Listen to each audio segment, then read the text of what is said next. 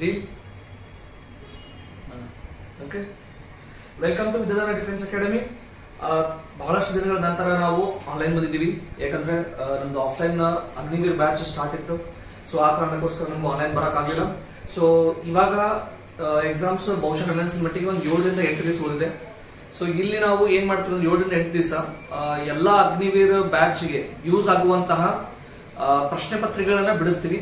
So ಇವತ್ತಿನ session ಒಳಗೆ ನಾನು ಪಾಲಿಟಿಯಲ್ಲಿ ಬರುವಂತಹ ಒಂದು ಮಿನಿಮಮ್ 100 ರಿಂದ 150 ಕ್ವಶನ್ಸ್ ಈ ಸೆಷನ್ ಒಳಗೆ ಸಾಲ್ವ್ ಮಾಡಕ್ಕೆ ನಾನು ಪ್ರಯತ್ನ ಮಾಡ್ತೀನಿ. Okay, so let's start the first question. Okay, ಹಾಗಾದ್ರೆ ಮೊದಲ ಪ್ರಶ್ನೆ ನೋಡ್ರಿ. ಮೊದಲ ಪ್ರಶ್ನೆ ಏನಪ್ಪಾ ಅಂತಂದ್ರ, ಭಾರತದ ರಾಷ್ಟ್ರಪತಿಯಾಗಲು ಅಗತ್ಯವಿರುವ ಕನಿಷ್ಠ ವಯಸ್ಸು ಎಷ್ಟು ಅಂತ ಕೇಳ್ತಾರೆ. ಸರ್, ಭಾರತದ ರಾಷ್ಟ್ರಪತಿ ಆಗಬೇಕಂದ್ರೆ ಕನಿಷ್ಠ ವಯಸ್ಸು ಎಷ್ಟಿರ್ಬೇಕು? ಸರ್, ಎಲ್ಲಾ ವಯಸ್ಸುಗಳ ಎಕ್ಸಾಮ್ ಒಳಗೆ ಕೇಳ್ತಾರೆ ನೀವು. ರಾಷ್ಟ್ರಪತಿ, ಉಪರಾಷ್ಟ್ರಪತಿ, ರಾಜ್ಯಸಭೆ ಮೆಂಬರ್, ಲೋಕಸಭಾ ಮೆಂಬರ್. ಸೊ ಇವೆಲ್ಲ ನೋಡ್ಕೊಂಡು ಹೋಗ್ಬೇಕು ಎಕ್ಸಾಮ್ ಒಳಗ. ಫಾರ್ ಎಕ್ಸಾಂಪಲ್, ರಾಷ್ಟ್ರಪತಿ ಆಗ್ಬೇಕು ಅಂತಂದ್ರೆ ಕನಿಷ್ಠ ವಯಸ್ಸು 35. ಅದೇ ರೀತಿ ಉಪರಾಷ್ಟ್ರಪತಿ ಆಗ್ಬೇಕಂದ್ರೂ ಸಹ ಕನಿಷ್ಠ ವಯಸ್ಸು 35. ನೀವು ಲೋಕಸಭಾ ಮೆಂಬರ್ ಆಗ್ಬೇಕಂದ್ರೂ ಕನಿಷ್ಠ ವಯಸ್ಸು 25. ಸರಿನಾ? ರಾಜ್ಯಸಭಾ ಮೆಂಬರ್ ಆಗ್ಬೇಕಂದ್ರೆ ಕನಿಷ್ಠ ವಯಸ್ಸು 30. ಸರಿ. ಒಬ್ಬ ರಾಜ್ಯಪಾಲನಾಗಬೇಕಂದ್ರೆ ಆಯ್ತಾ, ಕನಿಷ್ಠ ವಯಸ್ಸು 35. ಸೊ ಈ ರೀತಿ ಏನಪ್ಪಾ ಅಂತಂದ್ರ ನಮ್ಮ ಪಾರ್ಲಿಮೆಂಟ್ ಒಳಗೆ ಬರುವಂತಹ ಕೆಲವೊಂದು ಇಂಪಾರ್ಟೆಂಟ್ ಹುದ್ದೆಗಳ ವಯಸ್ಸು, ಕನಿಷ್ಠ ವಯಸ್ಸು ಎಕ್ಸಾಮ್ ಒಳಗೆ ಕೇಳ್ತಾರೆ. ರಾಷ್ಟ್ರಪತಿ 35, ಉಪರಾಷ್ಟ್ರಪತಿ 35, ಲೋಕಸಭಾ 25, ರಾಜ್ಯಸಭಾ 30, ರಾಜ್ಯಪಾಲ 35. ಸೊ ಹಾಗಾದ್ರೆ ಇಲ್ಲಿ ಸರಿಯಾದ ಉತ್ತರ ಯಾವ್ದಾಗ್ತದೆ? ಆಪ್ಷನ್ ಎ 35 ಆಗುತ್ತೆ. ಸರಿನಾ? ಓಕೆ, ನೆಕ್ಸ್ಟ್ ಕ್ವಶನ್ ಮೂವ್ ಆಗೋಣ. ಚೆಕ್ ಮಾಡಿ ಪ್ರಶ್ನೆ ನೋಡೋಣ. ಭಾರತೀಯ ಸುಪ್ರೀಂ ಕೋರ್ಟ್ ನಲ್ಲಿ ಯಾವ ವಿಧದ ರಿಟ್ ಹಕ್ಕು ಅಸ್ತಿತ್ವದಲ್ಲಿಲ್ಲ ಅಂತ ಕೇಳ್ತಾರೆ. ನೋಡ್ರಿ, ಪ್ರಶ್ನೆ ಏನಂತಂದ್ರ ಯಾವ ರಿಟ್ಟು ಇಲ್ಲ ಅಂತ ಕೇಳ್ತಾರೆ. ಸರ್ ನೋಡಿ, 5 ರಿಟ್ ಬರ್ತಾವ. ಎಷ್ಟು ರಿಟ್ ಬರ್ತಾವ? 5 ರಿಟ್ ಬರ್ತಾವ. ಒಂದು ಹೇಬಿಯಸ್ ಕಾರ್ಪಸ್, ಆಯ್ತಾ? ಇನ್ನೊಂದು ಮ್ಯಾಂಡಮಸ್ ಕಾರ್ಪಸ್, ಆಯ್ತು. ಮೂರನೇದು ಪ್ರತಿಬಂಧ, ಆಯ್ತಾ? ನಾಲ್ಕನೇದು ಸರ್ಶಿಯೋರರಿ. ಸೊ 5ನೇದು ಕೋವಾರೆಂಟ್. ಸೊ ಹೀಗೆ ಏನಪ್ಪಾ ಅಂತಂದ್ರೆ 5 ರಿಟ್ಗಳು ಬರ್ತಾವು. ಸೊ ಕೊಟ್ಟಂತಹ 4 ರಿಟ್ಗಳು ಏನಪ್ಪಾ ಅಸ್ತಿತ್ವದಲ್ಲಿ ಇವೆ. ಸೊ ಇಲ್ಲಿ ಒಂದು 5th ಆಪ್ಷನ್ ನೀವು ಹಾಕೋಬಹುದು. ಏನಂತ ಹೇಳಿ? ಮೇಲಿನ ಯಾವುದು ಅಲ್ಲ ಅಂತ ಹೇಳಿ. ಯಾಕಂದ್ರೆ ಈ 4 ರಿಟ್ಗಳು ಏನಪ್ಪಾ ಅಂದ್ರೆ ಅಸ್ತಿತ್ವದಲ್ಲಿ ಇವೆ.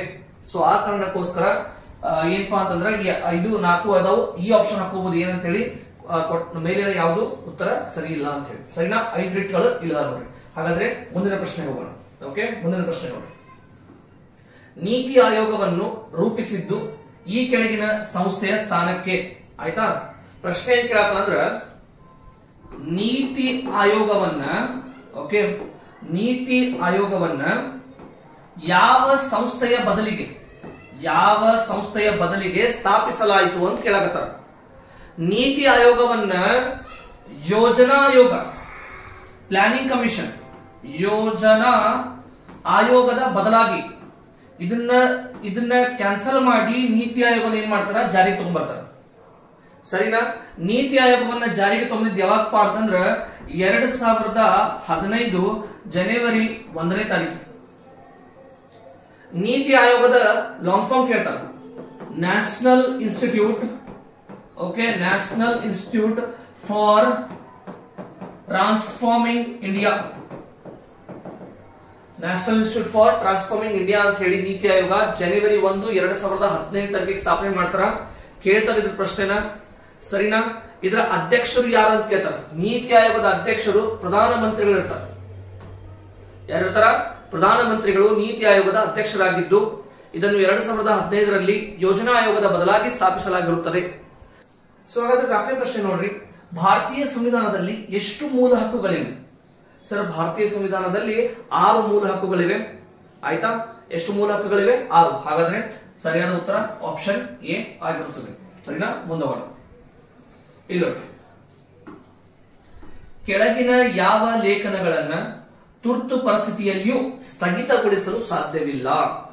ಕೊಟ್ಟಂತಹ ಯಾವುದರಲ್ಲಿ ಅಂದ್ರೆ ಯಾವ ಮೂಲಭೂತ ಹಕ್ಕನ್ನು ತುರ್ತು ಪರಿಸ್ಥಿತಿಯಲ್ಲಿ ನಾವು ರದ್ದುಗೊಳಿಸಕ್ಕಾಗಲ್ಲ ಅಂತ ಕೇಳ್ತಾರೆ. ಸರ್ ನೋಡ್ರಿ, 20 ಮತ್ತು 21ನೇ ವಿಧಿಯನ್ನ 20 ಮತ್ತು 21ನೇ ವಿಧಿಯನ್ನು ನಾವು ತುರ್ತು ಪರಿಸ್ಥಿತಿಯಲ್ಲಿ ತುರ್ತು ಪರಿಸ್ಥಿತಿಯಲ್ಲಿಯೂ ಸಹ ಏನ್ ಮಾಡಕ್ಕಾಗಲ್ಲ, ರದ್ದು ಮಾಡಕ್ಕಾಗಲ್ಲ. ಇದನ್ನ ನಾವು ಜರ್ಮನ್ ಸಂವಿಧಾನದಿಂದ ತೆಗೆದುಕೊಂಡಿವಿ. ಈ ಒಂದು ವಿಷಯವನ್ನ ಜರ್ಮನ್ ಸಂವಿಧಾನದಿಂದ ತೆಗೆದುಕೊಂಡಿವಿ. ಸರ್ ಪ್ರಶ್ನೆ ಬಹಳ ಸಿಂಪಲ್ ಐತಿ. ತುರ್ತು ಪರಿಸ್ಥಿತಿಯಲ್ಲಿ ಯಾವ 2 ವಿಧಿಗಳನ್ನ ರದ್ದುಗೊಳಿಸಲಾಗಲ್ಲ? ಇದನ್ನ ನಾವು ಸಾಕಷ್ಟು ಬಾರಿ ಕೇಳಿದನ. ಹಾಗಾಗಿ 20 ಮತ್ತು 21ನೇ ವಿಧಿಯನ್ನ ರದ್ದು ಮಾಡಲು ಸಾಧ್ಯವಿಲ್ಲ. ಅದೇ ಪ್ರಶ್ನೆ ನೋಡಿ, ಭಾರತೀಯ ಕಮ್ಯುನಿಸ್ಟ್ ಪಕ್ಷ ಸಿಪಿಐಎಂ ಯಾವ ವರ್ಷದಲ್ಲಿ ಸ್ಥಾಪನೆಯಾಯಿತು ಅಂತ ಕೇಳ್ತಿದ್ದಾರೆ. ಸರ್ ನೋಡಿ, ಇದಕ್ಕೆ ಸರಿಯಾದ ಉತ್ತರ 1964ರಲ್ಲಿ ಸಿಪಿಐಎಂ ಪಕ್ಷ ಸ್ಥಾಪನೆ ಆಯಿತು. ಸರಿನಾ? ಸೊ ಈ ಪ್ರಶ್ನೆ ಕೇಳಿದಾರೆ. ಸೊ ಆ ಕಾರಣಕ್ಕೋಸ್ಕರ ಇದನ್ನ ಇಲ್ಲೇ ಡಿಸ್ಪ್ಲೇ ಮಾಡಲಾಗಿದೆ. ಸರಿನಾ? ನೆಕ್ಸ್ಟ್ ಕ್ವಶನ್ ಹೋಗೋಣ. ಇಲ್ಲ, ಭಾರತೀಯ ಸಂವಿಧಾನದ ಯಾವ ಮೂಲ ಹಕ್ಕು ಭ್ರಷ್ಟಾಚಾರ, ಬಲವಂತ ಶ್ರಮ ಮತ್ತು 14 ವರ್ಷಕ್ಕಿಂತ ಕಡಿಮೆ ವಯಸ್ಸಿನ ಮಕ್ಕಳನ್ನು ಕೆಲಸ ಮಾಡಲು ನಿಷೇಧಿಸುತ್ತದೆ? ಸರ್ ಪ್ರಶ್ನೆ ಬಹಳ ಸಿಂಪಲ್ ಐತಿ. ಇಷ್ಟು ದೊಡ್ಡ ಪ್ರಶ್ನೆ ನಾವು ಸಿಂಪಲ್ ಆಗಿ ಫಸ್ಟ್ ಡಿವೈಡ್ ಮಾಡೋಣ. ಹೆಂಗ್? 14 ವರ್ಷಕ್ಕಿಂತ ಕಡಿಮೆ ವಯಸ್ಸಿನ ಮಕ್ಕಳನ್ನು, 14 ವರ್ಷಕ್ಕಿಂತ ಕಡಿಮೆ ವಯಸ್ಸಿನ ಮಕ್ಕಳಂದ್ರೆ ಯಾರು ಸರ್? ಬಾಲ ಕಾರ್ಮಿಕರು. ಸರ್ ಬಾಲ ಕಾರ್ಮಿಕ ನಿಷೇಧ ಇರುವುದು ಎಲ್ಲಪ್ಪ ಅಂತಂದ್ರ ಶೋಷಣೆಯ ವಿರುದ್ಧದ ಹಕ್ಕಿನಲ್ಲಿದೆ. ಸರ್ ನೋಡಿ, ಒಟ್ಟಾರೆಯಾಗಿ ನಮಗ 6 ಮೂಲಭೂತ ಹಕ್ಕುಗಳು ಬರ್ತಾವ. ನಾ ಹಿಂದೂ ಪ್ರಶ್ನೆ ಒಳಗೆ ಹೇಳಿ ಎಷ್ಟು? 6 ಮೂಲಭೂತ ಹಕ್ಕು. ಒಂದು ಸಮಾನತೆ, ಸರಿನಾ? ಎರಡನೇದ್ದು ಸ್ವಾತಂತ್ರ್ಯ, ಮೂರನೇದ್ದು ಶೋಷಣೆ, ನಾಲ್ಕನೇದ್ದು ಧಾರ್ಮಿಕ ಹಕ್ಕು, ಐದನೇದ್ದು ನಮಗ ಸಾಂಸ್ಕೃತಿಕ ಮತ್ತು ಶೈಕ್ಷಣಿಕ ಹಕ್ಕು ಬರ್ತೈತಿ. ಆಯ್ತಾ? ಆರನೇದು ಬರುತ್ತೆ ಏನಪ್ಪಾ ಅಂತಂದ್ರ ಸಂವಿಧಾನಬದ್ಧ ಪರಿಹಾರ ಹಕ್ಕು. ಸಂವಿಧಾನಬದ್ಧ ಪರಿಹಾರ ಹಕ್ಕು ಅಂತ ಹೇಳಿ 6 ಹಕ್ಕುಗಳು ಬರ್ತಾವ. ಅದರೊಳಗ ನೋಡ್ರಿ, 14 ವರ್ಷಕ್ಕಿಂತ ಕಡಿಮೆ ಮಕ್ಕಳದು ಮತ್ತು ಬಲವಂತದ ದುಡಿಮೆ ಅಂದ್ರೆ ಜೀತ ಪದ್ಧತಿ. ಸರ್ ಜೀತ ಪದ್ಧತಿ ಇರ್ಬೋದು ಅಥವಾ 14 ವರ್ಷದ ಕೆಳಗಿನವರಿರುವಂತ ಮಕ್ಕಳ ದುಡಿಮೆ ಇರ್ಬೋದು. ಇದು ಶೋಷಣೆಯ ವಿರುದ್ಧದ ಹಕ್ಕಿನಲ್ಲಿ ಬರುತ್ತದೆ. ಎಲ್ಲಿ ಬರ್ತದೆ? ಶೋಷಣೆಯ ವಿರುದ್ಧ ಹಕ್ಕಿನಲ್ಲಿ ಬರ್ತದೆ. ಇನ್ನೊಂದ್ಸಲ ಹೇಳ್ತೀನಿ ಕೇಳ್ರಿ, ಬಲವಂತದ ದುಡಿಮೆ ಇರ್ಬೋದು ಅಥವಾ ಬಾಲಕಾರ್ಮಿಕ ಪದ್ಧತಿ ಇರ್ಬೋದು. ಇವೆರಡೂ ಸಹ ಶೋಷಣೆಯ ವಿರುದ್ಧ ಹಕ್ಕಿನಲ್ಲಿ ಬರ್ತಾವ. ಸರಿನಾ? ಸೊ ಇದೇನಪ್ಪಾ ಅಂದ್ರೆ ಸರಿಯಾದ ಉತ್ತರ. ಹಾಗಾದ್ರೆ ಸರಿಯಾದ ಉತ್ತರ ಸಿ. ಸೊ ನೆಕ್ಸ್ಟ್ ಪ್ರಶ್ನೆ ಹೋಗೋಣ. ಪ್ರಶ್ನೆ, ಎನ್ಸಿಪಿ ಯಾವ ವರ್ಷದಲ್ಲಿ ಸ್ಥಾಪನೆಯಾಯಿತು? ಎನ್ಸಿಪಿ ಯಾವ ವರ್ಷದಲ್ಲಿ ಸ್ಥಾಪನೆ ಆಯಿತು ಎಂಬ ಪ್ರಶ್ನೆಗೆ ಸರಿಯಾದ ಉತ್ತರ ನೋಡ್ಬೇಕು ನೀವು. 1999. Option B 1999. ಸರ್ ಆಗಲೇ ಒಂದು ಪ್ರಶ್ನೆ ಬಂದಿತ್ತು. ಸಿಪಿಐಎಂ ಯಾವಾಗ ಸ್ಥಾಪನೆ ಆಯಿತು? 1964. ಎನ್ಸಿಪಿ ಯಾವಾಗ ಸ್ಥಾಪನೆ ಆಯಿತು? ಎನ್ಸಿಪಿ 1999. ಅಷ್ಟಲ್ಲದೆ ಈ ಕಾಂಗ್ರೆಸ್ ಪಕ್ಷ, ಕಾಂಗ್ರೆಸ್ ಪಕ್ಷ ಸ್ಥಾಪನೆ ಆಗಿದೆ ಇಸ್ವಿಗೆ 1885ರಲ್ಲಿ ಕಾಂಗ್ರೆಸ್, ಸಿಪಿಐಎಂ 1964, ಎನ್ಸಿಪಿ 1999. ಸರಿನಾ? ನೆಕ್ಸ್ಟ್ ಪ್ರಶ್ನೆ ಹೋಗೋಣ. ಸರ್ ಧರ್ಮ ಪಾಲನೆ, ಅಭ್ಯಾಸ, ಪ್ರಚಾರ ಮಾಡುವ ಹಕ್ಕು ಕೆಳಗಿನ ಯಾವ ಮೂಲ ಹಕ್ಕಿಗೆ ಸೇರಿದೆ? ಸರ್ ಮತ್ತೊಮ್ಮೆ ಮೂಲಭೂತ ಹಕ್ಕಿನಿಂದ ಪ್ರಶ್ನೆ. ಸರ್ ಭಾಗ 3 ಮೂಲಭೂತ ಹಕ್ಕು. ನಾನು ಸ್ವಲ್ಪ ಮಾತಾಡ್ತೀನಿ ಅದ್ರ ಬಗ್ಗೆ, ಬಿಕಾಸ್ ಇಲ್ಲಿ ಪ್ರಶ್ನೆಗಳು ಬರುವಂತ ಚಾನ್ಸಸ್ ಜಾಸ್ತಿ ಐತಿ. ಆ ಕಾರಣಕ್ಕೋಸ್ಕರ ಸರ್ ನೋಡ್ರಿ, ಮೂಲಭೂತ ಹಕ್ಕುಗಳು. ಸರ್ ಮೂಲಭೂತ ಹಕ್ಕುಗಳು ಭಾಗ 3ರಲ್ಲಿ ಬರುತ್ತವೆ. ಭಾಗ 3ರಲ್ಲಿ ಮೂಲಭೂತ ಹಕ್ಕುಗಳು ಬರುತ್ತವೆ. ಸರ್ ಈ ಮೂಲಭೂತ ಹಕ್ಕುಗಳು ಒಟ್ಟಾರೆ 6 ಮೇನ್ ಮೂಲಭೂತ ಹಕ್ಕುಗಳು. ನಾನು ಹಿಂದಿನ ಪ್ರಶ್ನೆ ಎಕ್ಸ್ಪ್ಲೇನ್ ಮಾಡಿ ಆಲ್ರೆಡಿ. ಸರಿನಾ? ಸರ್ ಈ 6 ಮೂಲಭೂತ ಹಕ್ಕುಗಳು ವಿಧಿ 12ರಿಂದ ವಿಧಿ 35ರವರೆಗೂ, ವಿಧಿಯರ ಅನ್ಬೋದು ನೀವು, ಕಲಮರ ಅನ್ಬೋದು, 12ರಿಂದ 35ರವರೆಗೂ ಬರ್ತಾವ. ಸರಿನಾ? ಸರ್ ಇಲ್ಲೇ ನಮಗ ಒಂದನೇದ್ದು ಸಮಾನತೆಯ ಬಗ್ಗೆ ಹೇಳ್ತೈತಿ. ಆಯ್ತಾ? ಎರಡನೇದ್ದು ಸ್ವಾತಂತ್ರ್ಯದ ಬಗ್ಗೆ ಹೇಳ್ತೈತಿ. ಮೂರನೇದ್ದು ಶೋಷಣೆ, ಆಲ್ರೆಡಿ ನಾನು ಡಿಸ್ಕಸ್ ಮಾಡಿದ್ದೀನಿ. 4ನೇದ್ದು ಧಾರ್ಮಿಕ. ಸರ್ 4ನೇದ್ದು ಯಾವ್ದು ಸರ್? ಧಾರ್ಮಿಕ. ನಿಮಗೆ ಕೇಳ್ತಾ ಇರೋ ಪ್ರಶ್ನೆ ಏನಂದ್ರೆ ಧರ್ಮ ಪಾಲನೆ ಅಂದ್ರೆ ಧಾರ್ಮಿಕದಾಗ ಬಂತು. ಹಂಗಾದ್ರೆ ಆಪ್ಷನ್ ಡಿ ಧರ್ಮದ ಸ್ವಾತಂತ್ರ್ಯದ ಹಕ್ಕಿನ ಬಗ್ಗೆ ಏನಪ್ಪಾ ಅಂದ್ರೆ ಇಲ್ಲೇ 9ನೇ ಪ್ರಶ್ನೆ ಮಾತಾಡ. ಹಾಗಾದ್ರೆ ಸರಿಯಾದ ಉತ್ತರ ಯಾವ್ದು ಸರ್? Option D. ಯಾವ್ದಾದ್ರು ಸರ್? ಆಪ್ಷನ್ ಡಿ ಸರಿಯಾದ ಉತ್ತರ ಆಗಿರುತ್ತೆ. ಸರಿನಾ? Yes sir. ಹಾಗಾದ್ರೆ ಮುಂದಿನ ಪ್ರಶ್ನೆಗೆ ಹೋಗೋಣ. ಮುಂದಿನ ಪ್ರಶ್ನೆ ನೋಡ್ರಿ, ರಾಷ್ಟ್ರಪತಿಯನ್ನು ಅವಧಿ ಪೂರ್ವದಲ್ಲಿ ವಜಾಗೊಳಿಸಲು ಯಾರ ಶಿಫಾರಸು ಅಗತ್ಯವಿದೆ? ಸರ್, ರಾಷ್ಟ್ರಪತಿಯನ್ನ ಅವರ ಆಡಳಿತ ಮುಕ್ತಾಯ ಆಗೋಕೆ ಮುಂಚೆನ ಅವ್ರನ್ನೇನ್ ಮಾಡ್ಬೇಕು, ಸ್ಥಾನದಿಂದ ವಜಾಗೊಳಿಸ್ಬೇಕು. ಅದು ಯಾರ ಅಧಿಕಾರದಲ್ಲಿದೆ ಅಂತ ಕೇಳಾಗ್ತಾರ. ಪ್ರಧಾನಮಂತ್ರಿ, ಲೋಕಸಭಾ ಸ್ಪೀಕರ್, ಸುಪ್ರೀಂ ಕೋರ್ಟ್ ನ ಮುಖ್ಯ ನ್ಯಾಯಾಧೀಶ ಮತ್ತು ಭಾರತದ ಮುಖ್ಯ ನ್ಯಾಯಮೂರ್ತಿ. ಸೊ ಇದಕ್ಕೆ ಸರಿಯಾದ ಉತ್ತರ option B, Lok Sabha speaker. Lok Sabha speaker ಅವರ ಏನಪ್ಪಾ ಅಂತ ಹೇಳಿದ್ರ ಶಿಫಾರಸಿನ ಮೇರೆಗೆ ಏನ್ ಮಾಡ್ತಾರಪ್ಪ ಅಂದ್ರ ಅವರನ್ನ ವಜಾಗೊಳಿಸುವ ಒಂದು ಪ್ರಕ್ರಿಯೆಯನ್ನ ಪ್ರಾರಂಭ ಮಾಡ್ತಾರೆ. ಸರಿನಾ? ಎಸ್. ಹಾಗಾದ್ರೆ ಮುಂದಿನ ಪ್ರಶ್ನೆ ನೋಡೋಣ. ಮುಂದಿನ ಪ್ರಶ್ನೆ ನೋಡ್ರಿ ಸರ್. ಮುಂದಿನ ಪ್ರಶ್ನೆ, ಭಾರತದ ಸಂವಿಧಾನದಲ್ಲಿ ಎಷ್ಟು ರಿಟ್ ಅಧಿಕಾರಗಳಿವೆ ಅಂತ ಹೇಳ್ತಾರೆ. ಸರ್, ಆಗಲೇ ಎಕ್ಸ್ಪ್ಲೇನ್ ಮಾಡಿ, ನಾ ಕ್ವಶನ್ ಇದೆ ಸರ್. ಫಸ್ಟ್ ಕ್ವಶನ್ ಎಕ್ಸ್ಪ್ಲೇನ್ ಮಾಡಿದ್ವಿ. ಭಾರತದಲ್ಲಿ 5 ರಿಟ್ಗಳು ಬರ್ತಾವ. ಮ್ಯಾಂಡಮಸ್ ಕಾರ್ಪಸ್, ಹೇಬಿಯಸ್ ಕಾರ್ಪಸ್, ಸರ್ಶಿಯೋರರಿ ಮತ್ತು ಕೋವಾರೆಂಟೋ, ಇನ್ನೊಂದು ಯಾಕಪ್ಪ ಅಂದ್ರೆ ಪ್ರತಿಬಂಧ. 5 ರಿಟ್ಗಳು ಬರ್ತಾವ. ಈ 5 ರಿಟ್ಗಳು ಮೂಲಭೂತ ಹಕ್ಕುಗಳಲ್ಲಿ 32ನೇ ವಿಧಿಯಲ್ಲಿ ಬರ್ತಾವ. ಎಷ್ಟನೇ ವಿಧಿಯಲ್ಲಿ ಬರ್ತಾವು? 32ನೇ ವಿಧಿಯಲ್ಲಿ, ಮೂಲಭೂತ ಹಕ್ಕಿನ 32ನೇ ವಿಧಿಯಲ್ಲಿ ರಿಟ್ ಅಧಿಕಾರಗಳು ಬರ್ತಾವ. ಏನ್ ಬರ್ತಾವು? ರಿಟ್ ಅಧಿಕಾರಗಳು ಬರ್ತಾವ. 5 ಅದಾವ. ಸರಿನಾ? Yes sir. ನೆಕ್ಸ್ಟ್ ಪ್ರಶ್ನೆ, ಕೆಳಗಿನವುಗಳಲ್ಲಿ ರಾಜ್ಯ ನೀತಿ ನಿರ್ದೇಶನ ತತ್ವಗಳಲ್ಲಿ ಸೇರಿಲ್ಲ. ಯಾವುದು ರಾಜ್ಯ ನೀತಿ ನಿರ್ದೇಶನ ತತ್ವದಲ್ಲಿ ಸೇರಿಲ್ಲ ಅಂತ ಕೇಳ್ತಾರೆ. ಹಾಗಾದ್ರೆ ಮದ್ಯ ನಿಷೇಧ, ಕೆಲಸ ಮಾಡುವ ಹಕ್ಕು, ಸಮಾನ ವೇತನಕ್ಕೆ ಸಮಾನ ಹಕ್ಕು, ಮಾಹಿತಿ ಹಕ್ಕು. ಸರ್, ಇದ್ರೊಳಗೆ ಯಾವ್ದಿಲ್ಲ ಅಂತಂದ್ರೆ ಮಾಹಿತಿ ಹಕ್ಕು ಇಲ್ಲ. ಯಾವ್ದಿಲ್ಲ? ಮಾಹಿತಿ ಹಕ್ಕು ರಾಜ್ಯ ನಿರ್ದೇಶನ ತತ್ವದಲ್ಲಿ ಬರುವುದಿಲ್ಲ.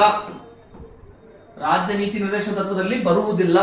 ಸರ್, ನಿಮಗ ರಾಜ್ಯ ನೀತಿ ನಿರ್ದೇಶನ ತತ್ವದಲ್ಲಿ ಯಾವುದು ಬರುತ್ತ ಯಾವುದು ಬರಲ್ಲ ಅಂತ ತಿಳ್ಕೊಬೇಕಂದ್ರ ಭಾಗ 4, ಸರಿ, ಭಾಗ 4 DPSP ಅಂದ್ರೆ ರಾಜ್ಯ ನೀತಿ ನಿರ್ದೇಶನ ತತ್ವ. ಇದನ್ನ ಸರಿಯಾಗಿ ನೀವು ನೋಡ್ಕೊಂಡಿರ್ಬೇಕು. ಆಯ್ತಾ?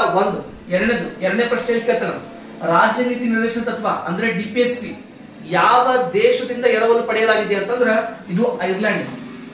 ಎಲ್ಲಿದ್ದ? ಐರ್ಲೆಂಡ್. ಈ ಪ್ರಶ್ನೆಯನ್ನು ಸಹ ಬಹಳ ಸಲ ಎಕ್ಸಾಮ್ ಒಳಗೆ ಕೇಳಿದಾನೆ. ಸರಿನಾ? ಹಾಗಾದ್ರೆ ಮುಂದಿನ ಪ್ರಶ್ನೆಗೆ ಹೋಗೋಣ. ಭಾರತೀಯ ಸಂವಿಧಾನದಲ್ಲಿ ಎಷ್ಟು ಮೂಲ ಕರ್ತವ್ಯಗಳನ್ನು ಉಲ್ಲೇಖಿಸಲಾಗಿದೆ?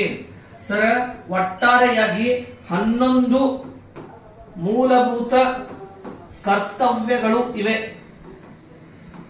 ಸರ್, ಮೂಲಭೂತ ಕರ್ತವ್ಯಗಳ ಬಗ್ಗೆ ಸ್ವಲ್ಪ ಮಾತಾಡ್ತೀನಿ. ಮೂಲಭೂತ ಕರ್ತವ್ಯಗಳು ಒಟ್ಟಾರೆ 11. ಈ ಮೂಲಭೂತ ಕರ್ತವ್ಯಗಳನ್ನ ಭಾಗ 4A ಅಲ್ಲಿ 1976ರಲ್ಲಿ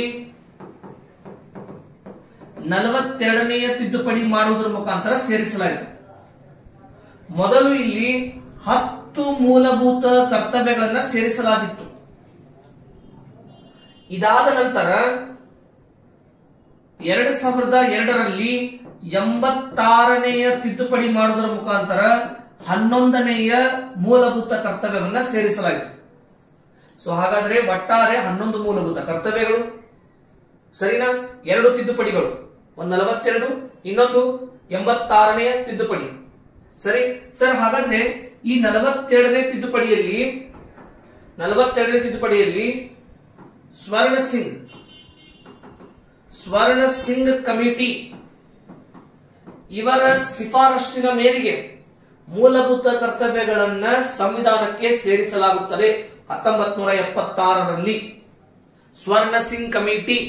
ಕೇತನ್ ಪ್ರಶ್ನೆ, ಸ್ವರ್ಣ ಸಿಂಗ್ ಕಮಿಟಿ ಯಾವುದಕ್ಕೆ ಸಂಬಂಧಪಟ್ಟಿದೆ ಅಂತ ಹೇಳಿದ್ರೆ ಮೂಲಭೂತ ಕರ್ತವ್ಯಗಳಿಗೆ ಸಂಬಂಧಪಟ್ಟಿದೆ. ಇದೊಂದು ಪ್ರಶ್ನೆ. ನೆಕ್ಸ್ಟ್ ಪ್ರಶ್ನೆ, ಮೂಲಭೂತ ಕರ್ತವ್ಯಗಳು ಯಾವ ದೇಶದಿಂದ ತೆಗೆದುಕೊಂಡಿದೆ? ಇದನ್ನ ರಷ್ಯಾದಿಂದ ತೆಗೆದುಕೊಳ್ಳಲಾಗಿದೆ. ನೋಡಿ ಎಷ್ಟು ಪ್ರಶ್ನೆ ಇದಾವ, ಪಟ್ ನೋಡ್ಕೊಂಡು. ಆಯ್ತಾ? ಮೂಲಭೂತ ಕರ್ತವ್ಯಗಳನ್ನ ರಷ್ಯಾದಿಂದ ತೆಗೆದುಕೊಳ್ಳಲಾಗಿದೆ. ಮೂಲಭೂತ ಕರ್ತವ್ಯವನ್ನ ಸ್ವರ್ಣ ಸಿಂಗ್ ಕಮಿಟಿ ಅವರ ಶಿಫಾರಸ್ಸಿನ ಮೇರೆಗೆ ಸೇರಿಸಲಾಗಿದೆ. ಭಾಗ 4A ಎಂಬ ಸಂವಿಧಾನದ ಭಾಗದಲ್ಲಿ 11 ಮೂಲಭೂತ ಕರ್ತವ್ಯಗಳಿವೆ. ಮೊದಲು 10 ಮೂಲಭೂತ ಕರ್ತವ್ಯಗಳನ್ನ 42ನೇ ತಿದ್ದುಪಡಿಯಲ್ಲಿ 1976ರಲ್ಲಿ ಸೇರಿಸಲಾಯಿತು. ಅದಾದ ಮೇಲೆ 11ನೇ ಮೂಲಭೂತ ಕರ್ತವ್ಯವನ್ನ 2002ರಲ್ಲಿ 86ನೇ ತಿದ್ದುಪಡಿ ಮಾಡುವುದರ ಮುಖಾಂತರ ಸೇರಿಸಲಾಯಿತು. ಹಾಗಾದ್ರೆ ಕಮೆಂಟ್ ಬಾಕ್ಸ್ ಅಲ್ಲಿ ಟೈಪ್ ಮಾಡ್ರಿ 86ನೇ ಇದು ಸಾರಿ 11ನೇ ಮೂಲಭೂತ ಕರ್ತವ್ಯ ಯಾವುದು ಅಂತ ಹೇಳಿ. ಸರಿನಾ?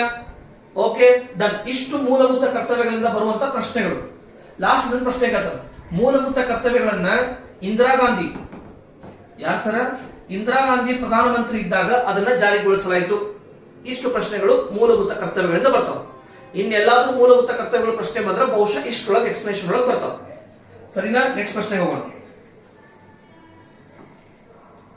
ಭಾರತೀಯ ಸಂವಿಧಾನದ ಭಾಗ 4 ಯಾವ ವಿಷಯವನ್ನು ಹೊಂದಿದೆ? ಸರ್ ಜಸ್ಟ್ ಹೇಳಾಗ್ತದೆ ನಿಮ್ಗೆ ಈಗ.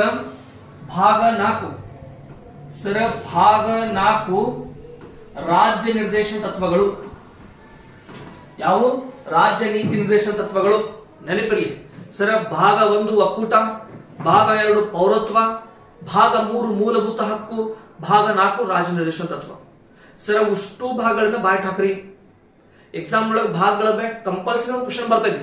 ಸೊ ಆ ಕಾರಣಕ್ಕೋಸ್ಕರ ಎಲ್ಲಾ ಭಾಗಗಳನ್ನ ಬಾಯ್ಟ್ ಹಾಕ್ರಿ. ಸರಿನಾ?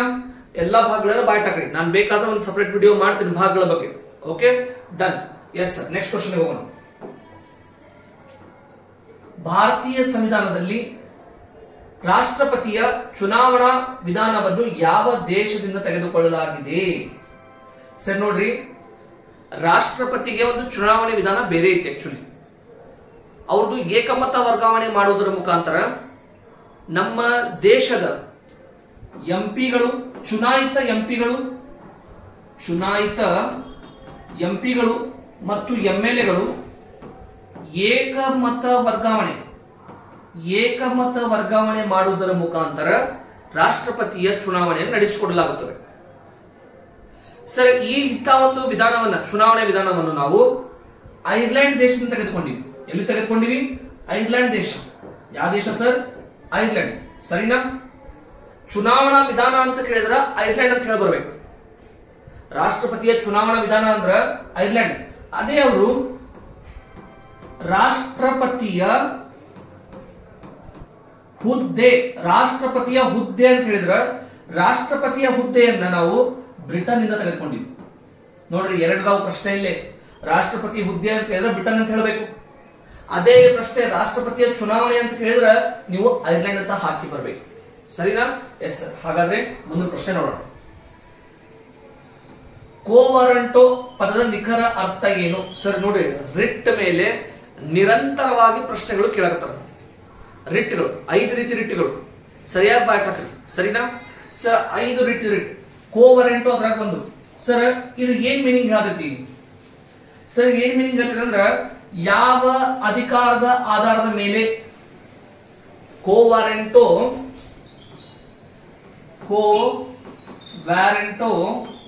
ಇದು ಏನ್ ಮೀನಿಂಗ್ ಹೇಳ್ತಾರೆ? ಆಪ್ಷನ್ ಸಿ, ಯಾವ ಅಧಿಕಾರದ ಮೇಲೆ ಎಂಬ ಒಂದು ಪದದ ಅರ್ಥವನ್ನ ತಿಳಿಸ್ತದೆ. ಎಲ್ಲೇ? ಕೋವಾರಂಟೋ. ಸರಿನಾ? Yes sir. ಹಾಗಾದ್ರೆ ನೆಕ್ಸ್ಟ್ ಪ್ರಶ್ನೆ. ಭಾರತದ ರಾಷ್ಟ್ರಪತಿಯ ಪ್ರಮಾಣ ವಚನವನ್ನು ಯಾರು ನೀಡುತ್ತಾರೆ? ಭಾರತದ ರಾಷ್ಟ್ರಪತಿಗೆ ಯಾರು ಪ್ರಮಾಣ ವಚನವನ್ನು ನೀಡುತ್ತಾರೆ? ಸರ್ ನೋಡಿ, ಯಾರು ನೀಡುತ್ತಾರೆ ಎಂಬ ಪ್ರಶ್ನೆಗೆ ಉತ್ತರ. ಓಕೆ, ಇಲ್ಲಿ ನೋಡಿ, ಭಾರತದ ರಾಷ್ಟ್ರಪತಿಗೆ ಸರಿ ಪ್ರಶ್ನೆಗಳು ಬಂದೇ ಬರುತ್ತವೆ. ಭಾರತದ ರಾಷ್ಟ್ರಪತಿಗೆ ನಮ್ಮ ದೇಶದ ಸುಪ್ರೀಂ ಕೋರ್ಟ್ನ ಮುಖ್ಯ ನ್ಯಾಯಾಧೀಶರು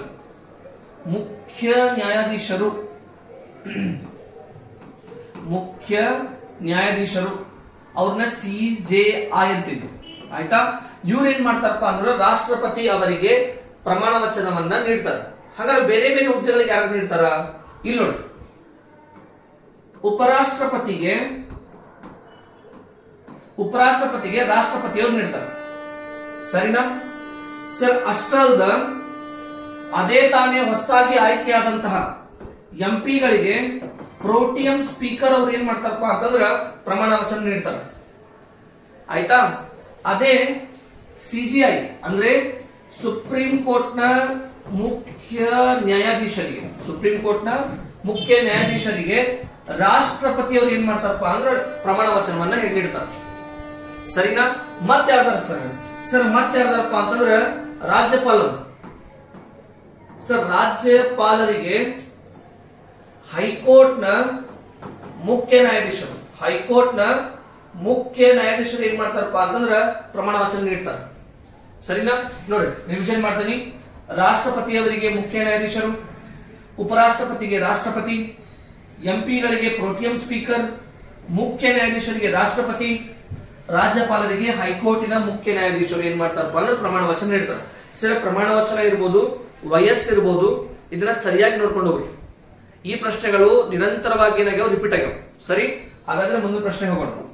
ಕೆಳಗಿನವುಗಳಲ್ಲಿ ಯಾವುವು ಭಾರತೀಯ ಸಂವಿಧಾನದ ಅಂಶಗಳಾಗಿವೆ? ಯಾವುದು ಭಾರತೀಯ ಸಂವಿಧಾನದಲ್ಲಿ ಮೆನ್ಷನ್ ಮಾಡ್ಯಾರ? ಸರ್, ರಾಷ್ಟ್ರಪತಿ ವಿಷಯ ಐತಿ ಸಂವಿಧಾನದಾಗ, ರಾಜ್ಯಸಭಾ ಐತಿ, ಲೋಕಸಭಾ ಐತಿ. ಹಾಗಾದ್ರೆ ಮೇಲ್ಕಂಡವು ಎಲ್ಲವೂ ಇವೆ ಅಂತ ಹೇಳಬೇಕು ಆಪ್ಷನ್ಗಳು. ತಿಳಿತಾ? ಎಸ್ ಸರ್, ಒಂದು ಸಿಂಪಲ್ ಕ್ವಶನ್ ಇದೆ. ನೆಕ್ಸ್ಟ್ ಕ್ವಶನ್ ಹೋಗೋಣ. ಭಾರತದ ಕಾರ್ಯನಿರ್ವಹಣಾ ಮುಖ್ಯಸ್ಥ ಯಾರು? ಸರ್, ಕಾರ್ಯನಿರ್ವಹಣಾ ಮುಖ್ಯಸ್ಥರು ಯಾರು ಅಂತ ಕೇಳ್ತಾರ. ಈ ಪ್ರಶ್ನೆಗೆ ಸರಿಯಾದ ಉತ್ತರ ರಾಷ್ಟ್ರಪತಿ.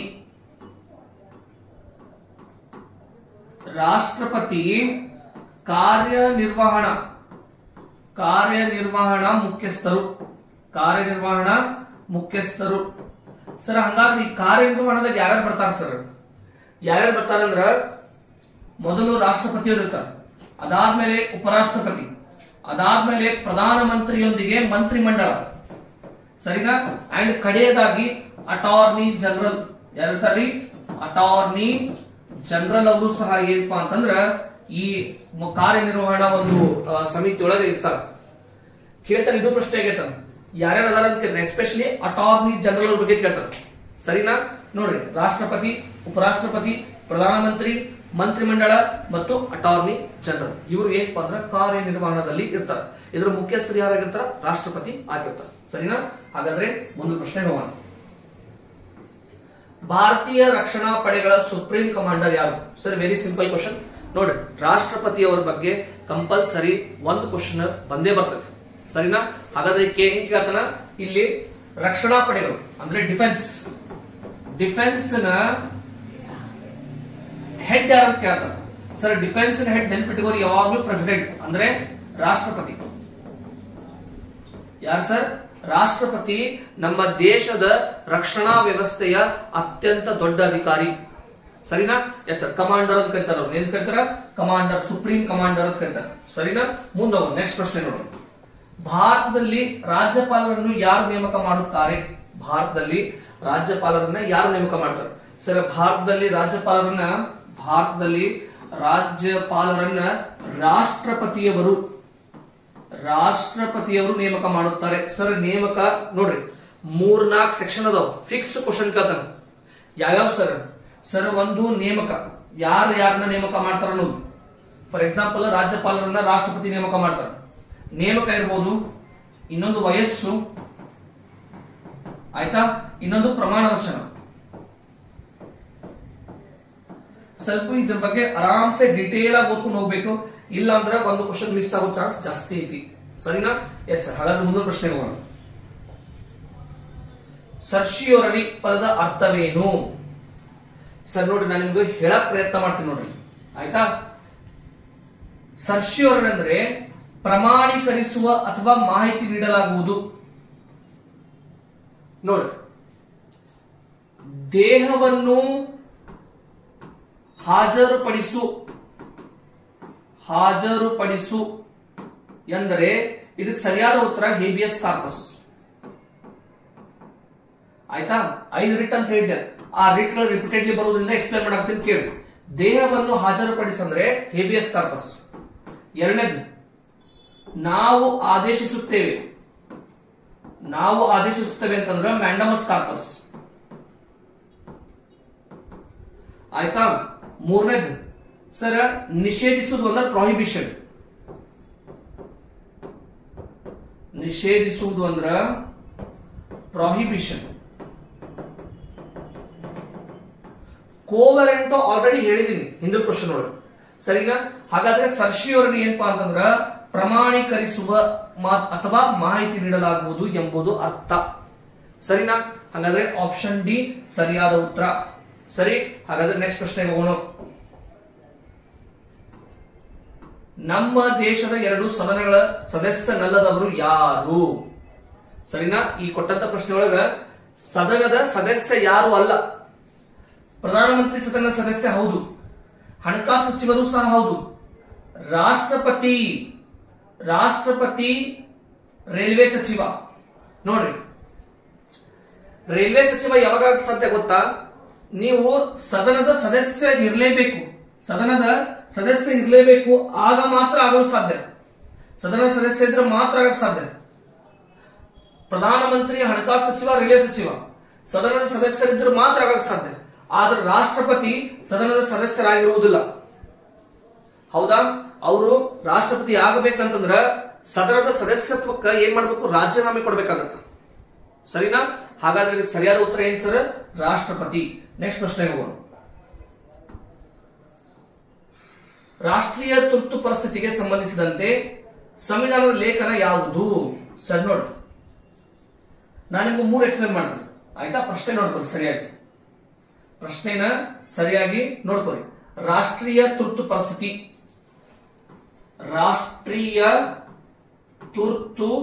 ಪರಿಸ್ಥಿತಿ ಸರ್, ರಾಷ್ಟ್ರೀಯ ತುರ್ತು ಪರಿಸ್ಥಿತಿಯನ್ನ ನಾವು ವಿಧಿ 352ರಲ್ಲಿ ಹೇಳಲಾಗಿದೆ. 352ರಲ್ಲಿ ರಾಷ್ಟ್ರೀಯ ತುರ್ತು ಪರಿಸ್ಥಿತಿಯ ಬಗ್ಗೆ ಮಾತನಾಡಲಾಗಿದೆ. ಸರ್ ಮತ್ತೇನ್ ಕೇಳ್ತಾನ ಸರ್ ಪ್ರಶ್ನೆ? ರಾಷ್ಟ್ರಾಧ್ಯಕ್ಷರ ಆಡಳಿತ ಕೇಳ್ತಾನ.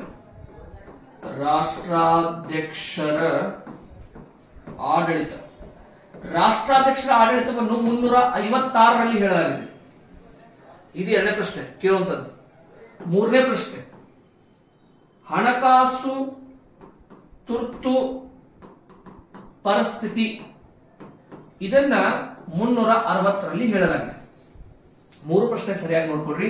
ನಿಮಗೇನಾದ್ರು ರಾಷ್ಟ್ರೀಯ ತುರ್ತು ಪರಿಸ್ಥಿತಿ ಅಂತ ಕೇಳಿದ್ರ ವಿಧಿ 352 ಬರೀರಿ. ರಾಷ್ಟ್ರಾಧ್ಯಕ್ಷರ ಆಡಳಿತ ಅಂತ ಕೇಳಿದ್ರ 356 ಬರೀರಿ. ಹಣಕಾಸು ತುರ್ತು ಪರಿಸ್ಥಿತಿ ಅಂತ ಕೇಳಿದ್ರೆ 360 ಬರೀರಿ. Simple answers. ಸರಿನಾ?